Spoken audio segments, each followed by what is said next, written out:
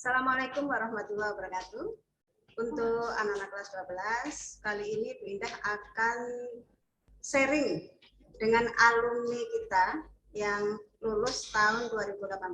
Kebetulan dia diterima di jalur SNMPTN UI, sehingga kita bisa sharing-sharing. Ya, jadi alumni ini bernama siapa? Bismillah, teman-teman, kenalin, nama aku Fatwa Sari Insani Kamil, jadi saya dipanggil Fatwa. Aku alumni Tugibu 2018. Jadi ini banyak anak-anak yang tanya tentang jalur masuk kuliah kan.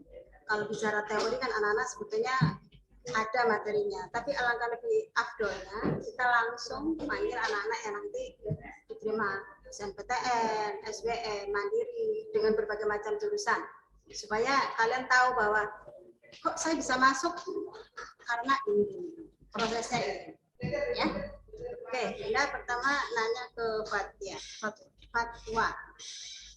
Fatwa itu waktu SMA itu ranking berapa? Ingat nggak? Kalau untuk ranking di kelasnya, aku nggak ingat pasnya tuh berapa. Tapi yang aku ingat itu ranking paralel satu angkatan untuk jurusan IPA. Oh iya. Jadi Fatwa itu adalah ranking 11 dari seluruh anak IPA. Jadi 10% ya. Biasanya kan kalau yang sekolah akreditasinya A itu yang diambil 40%. Berarti memang anaknya pintar di kelas. Biasanya 10 besar ya, ranking 10 besar terbaik. Kebetulan Fatwa ini juga aktif di Rovis ya, di bagian ketua keputrian. Nah, Binda nanya, kamu kuliah di UI jurusan ilmu perawatan. Bina nanya, pada saat ambil SNMPTN itu jurusan milihnya berapa jurusan? Waktu SNMPTN milihnya satu jurusan di satu universitas. Oh, jadi Fatwa ini hanya ngambil satu jurusan saja? Ya. Tidak ngambil dua PTN tidak? Enggak. Oh, mungkin ini salah satu kunci kenapa Fatwa langsung diterima ya? Karena dia ngambilnya fokus satu prodi dan satu jurusan. Pelajaran-pelajaran apa waktu SMA yang membuat kamu bisa diterima di ilmu perawat? Yang kamu merasa itu keunggulan kamu? Jadi pelajaran apa Bu ya? Kalau misalnya untuk jurusan aku sekarang, itu pastinya pelajaran biologi. Karena kan di keperawatan tuh banyak belajar anatomi, banyak belajar penyakit-penyakit yang sebenarnya untuk dasarnya tuh ya di SMA. Kita kan belajar banyak di situ. Terus tapi di situ waktu aku semester 1, kalau nggak salah, semester awal, aku juga belajar ada fisikanya, tapi emang nggak terlalu dalam gitu Bu. Cuma dasar-dasar itu juga sedikit. Terus juga ada kimianya pastinya kan, karena memang kita juga di sana belajar ada sedikit juga, tapi sama kok sama fisika, nggak terlalu sedetail biologi sekarang di SMA. Ya, jadi untuk anak-anak yang berminat ambil jurusan ilmu perawat seperti Fatwa ini, jadi untuk mata pelajaran biologi itu memang fokus diutamakan ya anak IPA. Tapi juga kimia, fisika juga nanti kan akan diajarkan. Iya. Tapi lebih banyak ke pelajaran biologi. Kalau kalian merasa menyukai pelajaran biologi dan ingin kuliah di perawat, dimaksimalkan nilai itu. Karena memang modalnya memang dari nilai rapot kan. Iya, betul. Ya. Kemudian perawat itu kan ada dua. Ada maksudnya tuh ada D3 dan ada S1. Nah, yang membedakan D3 dan S1 itu apa? Kalau misalnya D3 sama kayak D3 kebanyakan gitu, lebih fokus kepada praktiknya. Nah, kalau misalnya S1 itu memang lebih fokusnya kepada teorinya dulu. Tapi nanti dari S1 setelahnya kita emang harusnya ngambil profesi gitu. Jadi profesi itu adalah kita istilahnya implementasi dari apa yang kita pelajari di S1, kita praktikin pas di profesinya. Nah, kalau misalnya sama-sama terjun di rumah sakit, ya sama-sama terjun di rumah sakit, kalau D3 sama S1 itu yang membedakan, yang dikerjakan pada saat di rumah sakit itu apa? Berarti ini prospek kerja di setelah lulus.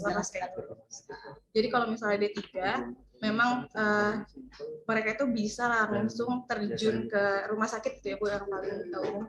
tapi nanti posisinya adalah sebagai istilahnya yang mengerjakan. Jadi yang D3 itu yang mengerjakan sesuai dengan instruksi dari Instruksi dokter dari, ya. dari dokter dan dari perawat S1. Dari perawat S1. Jadi dia tuh kerjanya sesuai dengan instruksi dari perawat S1 atau dari dokter. Tapi kalau yang lulusan S1 kemudian mengambil nurse itu tugas yang dilakukan di rumah sakit apa? Kalau dari S1 yang mengambil nurse itu nanti mereka bisa untuk mendiagnosis keperawatan seseorang, si pasiennya itu. Jadi kan nggak semuanya diagnosis keperawatan itu bisa bisa diambil gitu oleh semua perawat kalau bisa. Jadi yang bisa memang cuma S1 yang meneruskan sebagai ke profesi nurse-nya. Tapi prinsipnya beda. Lahan yang dikerjakan beda ya. Iya. Kalau perawat apanya, kalau dokter. Jadi kalau perawat apanya? Kalau perawat itu kita mendiagnosis 14 kebutuhan dasar dari si pasiennya. Kalau misalnya dokter kan menyembuhkan itu, memberikan obat. Oh iya. Nah ini D3 itu apa bisa melanjutkan S1? Bisa, untuk D3 bisa melanjutkan S1 namanya 2 tahun. Iya, 2 tahun ekstensi. Tapi 1 tahun juga harus ke nurse atau profesi. Jadi bisa lebih lama ya. Iya. Dengan dari awal langsung S1. Iya betul. Ya. Kalau prospek lapangan kerja selain rumah sakit itu di mana aja coba? Untuk itu bisa pasti Kementerian Kesehatan bisa. Terus juga kita bisa sebenarnya D3 juga bisa keluar negeri gitu. Maksudnya untuk menjalankan perawatannya keluar negeri. Cuma balik lagi ke istilahnya kalau S1 kan kita belajarnya memang lebih detail dan segala macam. Jadi prospeknya lebih banyak yang disalurkan ke luar negeri. Terus juga nanti bisa membuka praktik sendiri di rumah. Jadi kita punya surat sendiri. Iya, jadi kalau D3 nggak bisa ya? Ya. Yang mendasari kamu bisa, kok saya hanya pokoknya perawat, nggak mau jurusan yang lain. Oh, jurusan yang lain keren-keren, banyak. Yang paling mendasar apa? Dan kamu kan pilih cuma satu ya? Satu jurusan, satu perguruan tinggi. Yang paling mendasar itu apa? Prinsipnya apa? Waktu itu prinsipnya karena emang orangnya suka bergerak di bidang sosial. Nah, iya. Jadi aku tuh suka seneng gitu kalau misalnya bantu orang. Jadi aku salah satunya ambil keperawatan untuk aku meneruskan sekolah gitu. Terus iya betul. Terus yang lain kenapa harus keperawatan, itu kan sosial banyak kalau misalnya memang mau bergerak di bidang sosial. Jadi aku pernah punya kasus, ibuku itu punya penyakit jantung. Terus jadi aku tuh maunya nanti ya aku yang merawat ya gitu, aku yang sendiri, aku tahu gitu kalau misalnya ibuku lagi kolaps atau ibuku lagi kambuh, aku tahu apa yang aku harus kasih ke ibu aku gitu. Jadi itu kenapa harus. Jadi menyembuhkan ibu yang sakit, makanya saya menjadi perawat. Itu satu. Yang kedua, jiwa sosial ini sudah kelihatan waktu SMA dia aktif di Rokis dan sangat membantu sekali, banyak sekali kegiatan-kegiatan sosial. Jadi jiwanya itu sudah ada pada saat di SMA sudah memang aktif. Jadi pas ngambil ini. Dan ini harapan Fatwa untuk adik-adik kelas ya. Kunci utama, karena Bunda tahu ada beberapa anak yang memang pinter banget, tapi kok nggak lolos. Fatwa ini termasuk banyak di atasnya Fatwa itu yang pinter-pinter. Tapi kenapa kamu yang beruntung? Nah, mungkin kamu bisa ngasih apa ya, tip masukan ke adik kelas. Jadi kuncinya kali ya, berarti kunci. Ya pengalaman kamu. Sepengalaman aku. Jadi waktu itu kan dapat mata pelajaran juga sama kayak teman-teman dari Bunda.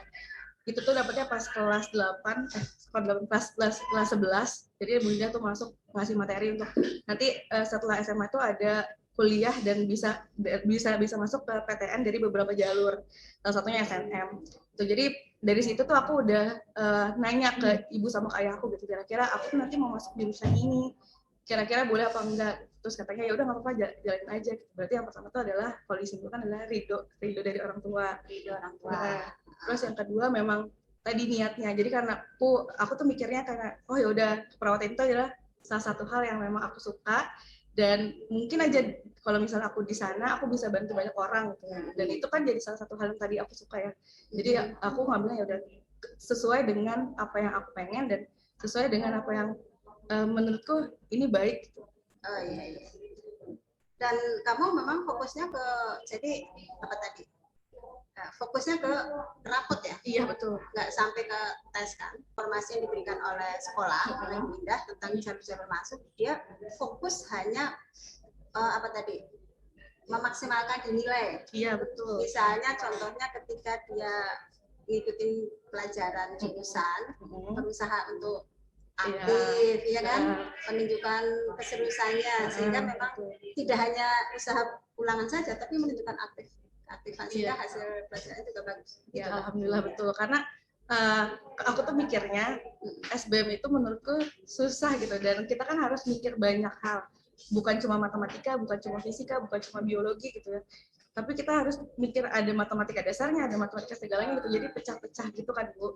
Jadi ya udah, karena memang aku merasa di situ gak kuat dan gak mampu, dan yang sekarang bisa aku jalanin adalah ya aku berprogres di kelasnya, karena kan salah satu syaratnya nilai rapotnya harus meningkat atau enggak, harus bagus, harus berprogres. Jadi ya udah, aku lebih baik gitu ya, aku berusahanya sebelum itu. Jadi ya setiap kelas, entah, aku sebenarnya juga bukan orang yang pintar-pintar, nggak pintar, malah nggak banyak orang yang lebih pintar daripada aku. Jadi intinya ya aku di situ berusaha untuk ya gimana caranya gue bisa dapat SNMPTN, biar pokoknya takut banget sama SBM itu.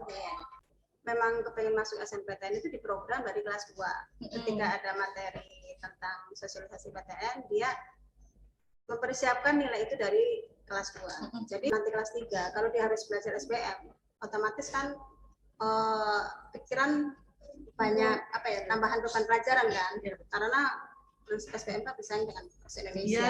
Makanya dia hanya fokus belajar di kelas, memaksimalkan nilai-nilai yang ada, ulangan sebaik-baiknya, aktif dengan guru-guru, sehingga mendapatkan hasil yang maksimal. Nah, itulah yang dipersiapkan oleh Fatwa. Di samping ibunya, nilainya mungkin nilai yang mulia itu Allah yang dijabat. Jadi sekali lagi untuk kalian yang memang fokus ke SNMPTN, sekali lagi nilai di maksimal. Fatwa ini bukan termasuk anak yang dengan sertifikat, tidak ada ya? Tidak ada. Jadi murni masuk nilai ya. Berarti alhamdulillah bisa lolos. Ya. Jadi untuk sementara Ibu masalah SNMPTN ini perdana, nanti lain waktu akan Ibu apa ya, alumni yang SBM, yang mandiri atau SNMPTN yang lain nanti akan wawancara. Maksudnya kok bisa kami bisa lolos? Karena beda-beda ya Bu prosesnya. Atau mungkin polisi, silakan saja. Yang penting kok bisa masuk, caranya bagaimana? Jadi, terima kasih Pak Kaya. Kan mau lulus kan? Semester berapa ini? Semester 7. Kegiatan semester 7 mau skripsi? Iya, ngambil seminar proposal. Kegiatannya apa selain itu? Aku sekarang alhamdulillah kemarin keterima relawan vaksin di kampus. Jadi aku ikut, masih aktif di relawan kampus. Iya, jadi ikut bantu-bantu nge-observe. Jadi aku bagian observasi setelah vaksinnya. Jadi lihat apa yang terjadi gitu. Terus abis itu sama aku lagi belajar di itu, apa namanya, guru bimbel. Oh iya, jadi Mbak Faba itu anunya nggak bisa, bukan mahasiswa biasa, tetap dari SMA aktif, kuliah juga aktif. Relawan vaksin, sama sekarang juga ngajar di sana. Mudah-mudahan sukses ya. Ya amin Bu, sebanyak. Terima kasih. Setnya. Yang penting Ibu berdoa mudah-mudahan kamu sukses dan bisa inspirasi. Ya. Amin ya. Makasih banyak Bu. Ya, itu aja materi dari Bunda. Nanti kita ketemu lagi minggu depan untuk materi yang lain.